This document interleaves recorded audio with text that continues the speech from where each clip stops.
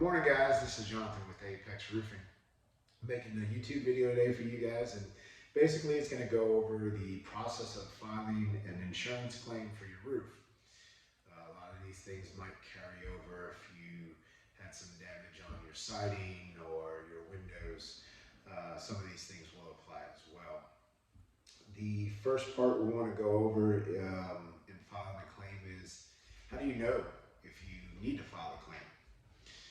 With most people, sometimes they notice the hail going on outside, or they notice the storm going on, and so they want to check things out, and they'll call their contractor or roofer and check out the home. If you see your fellow neighbors, you see roofs starting just to get put on here, put on there, it's probably a good idea to go ahead and call in a roofer and have them come out.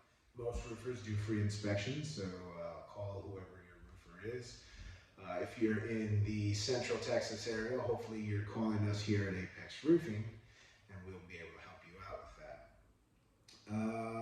If you see leaks or damages, obviously that's the time you want to make sure your home is protected and no further damage is done, so you want to go ahead and file a claim.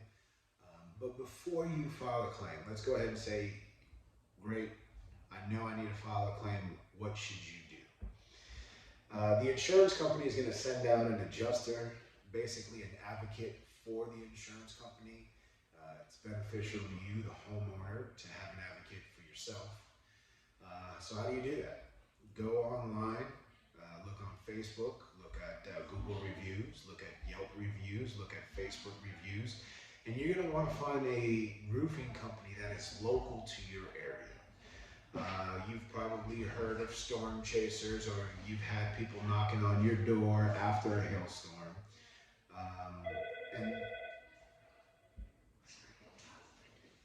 Okay, so just go back and cut that part out. You might have had people knocking on your door after a storm, and there are reputable storm chasers out there. The only issue is they might be in a different state. They might be hundreds of miles away in the same state. So if you do have an issue that comes up later down the line, it's a little bit harder to get those people to respond. So you definitely want to find somebody who's close and local to you guys. Again, check your Google reviews, check your Yelp reviews, check your BBB for any actions taken against it. Not so much the ratings on the BBB, but you want to make sure there's no recourse or actions taken against that company. You also don't want to just look at the stars, the number there, or 3.3 versus 3.5. Look at the most recent reviews, 6 months to present, year to present, and see what the customers are saying. Couldn't get the materials, or it took too long, or these guys were great, they were excellent. Those are the type of things that you want to look for when you're looking to search for a roofing company. So now that you've gone ahead and you found a roofing company, again, if you're in Central Texas, hopefully you've called us here at Apex Roofing, we'll be able to help you out. The next process is you're going to want to get somebody out there to inspect the roof, just to make sure you're going to file a valid claim. You don't want to go ahead and throw in claims that aren't valid, just in case you do have a claim later on in the year or years to come. You aren't that one calling crying wolf. So go ahead and get your roofer out there. They'll do a nice thorough inspection. Most of the time, at least here at Apex, what we do is we record everything. We document it through video, through pictures. We also get up on the roof and physically inspect to make sure that there is, in fact, storm damage.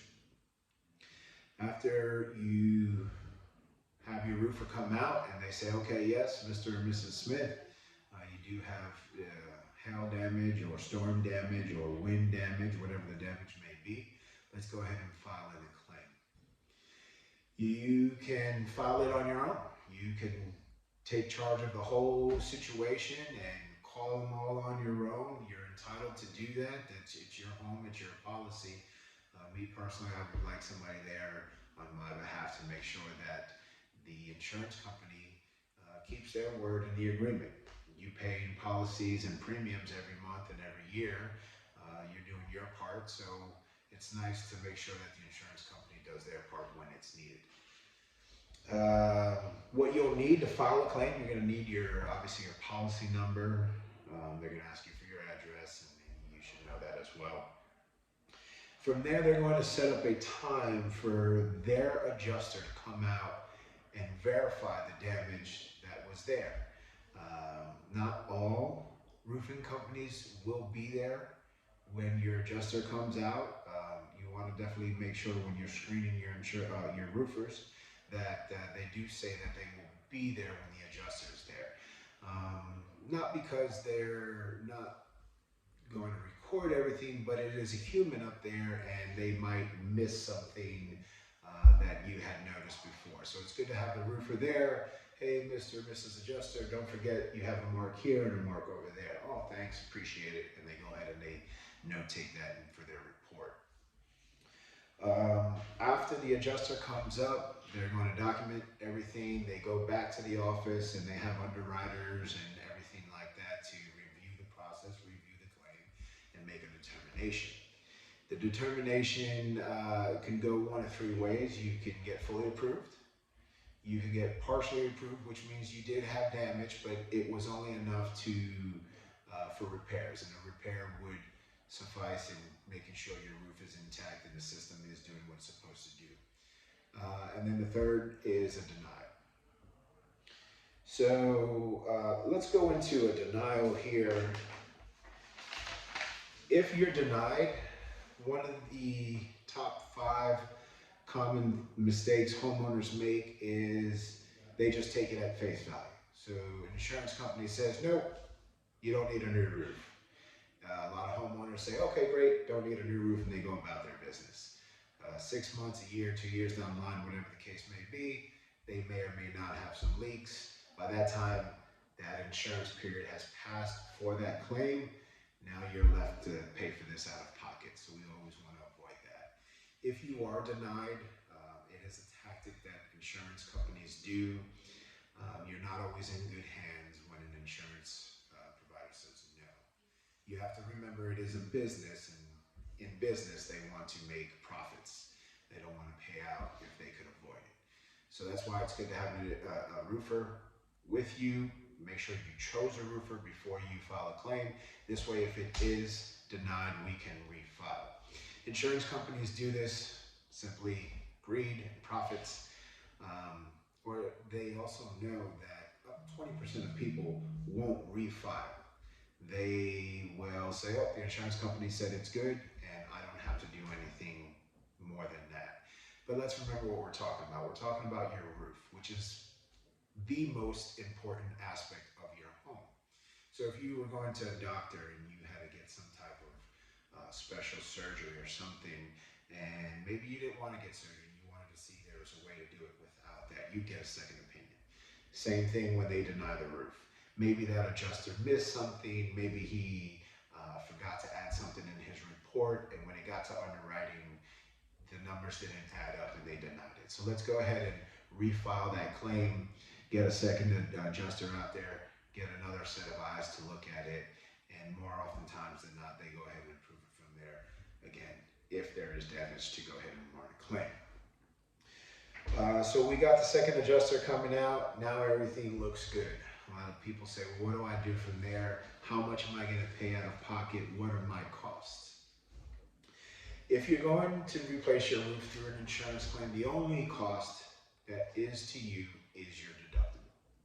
If you run into any roofer or any roofing company or any guy with a pickup truck and a ladder and says he's a roofer and says, I'm going to eat your deductible, you definitely don't want to do business with those people. And you won't want to do that because they are committing insurance fraud. And also by them doing that, they are incorporating you into committing insurance fraud. In Texas, they passed a law back in September. We'll try to get it edited so you can take a screenshot in this section of what that law states. You can be uninsurable. You can have $10,000 fees and fines and penalties, and including jail time, not only for yourself, the homeowner, but for us, the contractor. And it's just better to do things above board. So that will be the only out-of-pocket expense, unless you want to get some fancy upgraded stuff. But if the insurance approves you, whatever's on your roof, they're going to pay to replace it and make it new. So now you've got an approval from your insurance company. You have already picked out your roofer before you even filed the claim, and now it's time to schedule your roofing job. Ultimately, you could choose the brand of shingles or metal roofing, depending on what type of roofing system you have. You could pick the color. Unlike a car, colors don't normally induce a higher fee or a higher charge. It's all the same. It's the material that matters. If you go with an insurance company and they say, oh, well, you can't get that style, that's false. You can get whatever brand you want. Some people prefer GAF, some people want Owens Corning, some people want Certainty, some people want Timberline. So that is something that you absolutely can choose on your own. From there, you choose which shingle that you want. You're going to get with your roofer. They're going to schedule a time to do the job. Whatever time and date works for both you and the roofer, they'll go ahead and schedule that. And then the roof will be put on your roof. Depending on the size of the roof, take a day or two. Obviously, the larger it is, the longer time it will take. From there, once the roof is put on, that's when you do a final walkthrough with your roofer. Make sure that they got everything that was taken care of, especially in the insurance scope of work. Anytime it is an insurance job, us as a roofing contractor, we have to go off of what the insurance said to fix. So they'll give you either through an email or printout. It's usually several pages long, and it'll say, line 1, replace this, line 2, replace that, and we legally have to go through that exactly how the insurance says. Again, you want to make sure you're doing everything above board, and there's no shady stuff so nobody can get in trouble, and your insurance company will be happy to continue to provide you that insurance.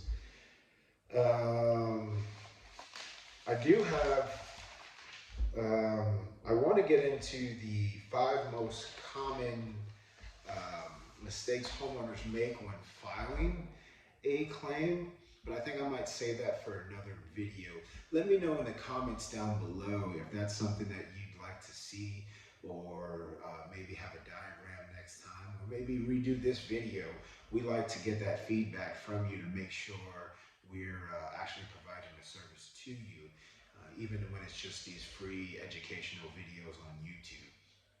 You could also follow us on all the other social media icons. The links will be down here somewhere or up here somewhere. Facebook and TikTok and YouTube and what are some of the other? Instagram, we have that as well. And if you have any questions, again, in the comments, I'll answer them here. If I start noticing a lot of the same questions come up, maybe that's a good idea to do another video for you guys. I definitely want to do the top 5 mistakes that homeowners make when filing an insurance claim.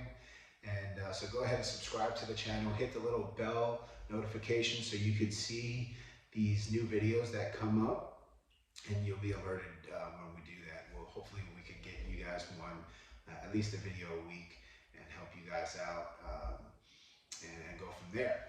Again, my name is Jonathan with Apex Roofing. This was the first video they had me do. Hopefully I didn't butcher it too much, and you guys will go ahead and hit that little subscribe button and the bell notification. Thanks, and talk to you guys soon.